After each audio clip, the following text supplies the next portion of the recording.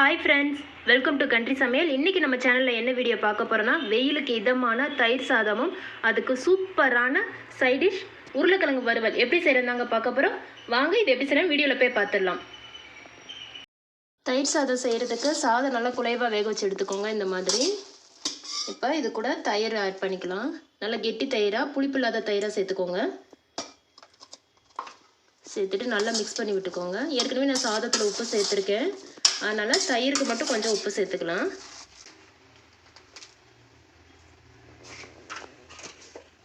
இப்போ காய்ச்சி ஆற வச்ச பால் சேர்த்துக்கோங்க.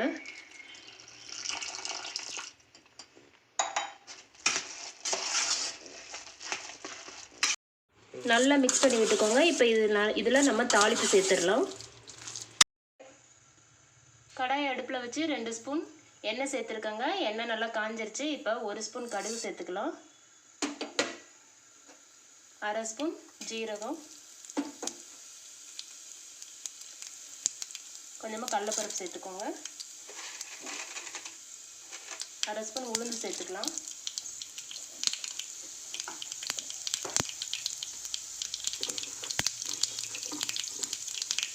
ஒரு பச்சை மிளகாய் சேர்க்குறேன்.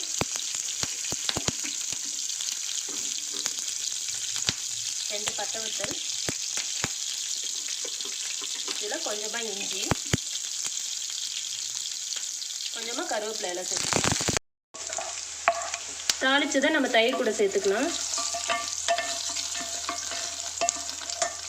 சேர்த்துட்டு நல்லா மிக்ஸ் பண்ணி விட்டுக்கோங்க.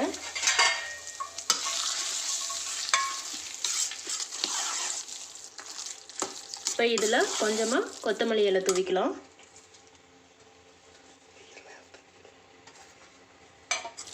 நல்லா மிக்ஸ் பண்ணி விட்டுக்கோங்க. அவ்வளோதான், நமக்கு தயிர் சாதம் ரெடி ஆயிடுச்சு.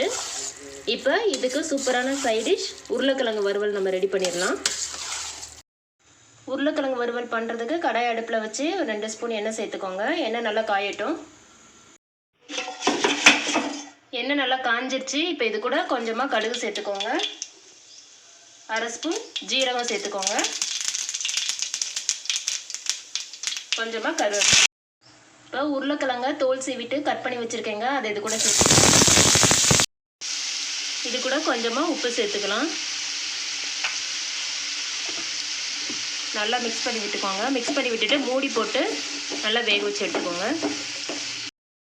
3/4 உருளைக்கிழங்கு நல்லா வெந்துருச்சுங்க, நல்லா ஃப்ரை ஆகிடுச்சு. இப்போ நம்ம இது கூட மசாலா ஆட் பண்ணிக்கலாம். 1/2 ஸ்பூன் மல்லித்தூள் சேர்க்குறேன். 1/2 ஸ்பூன் மிளகாய்த்தூள்,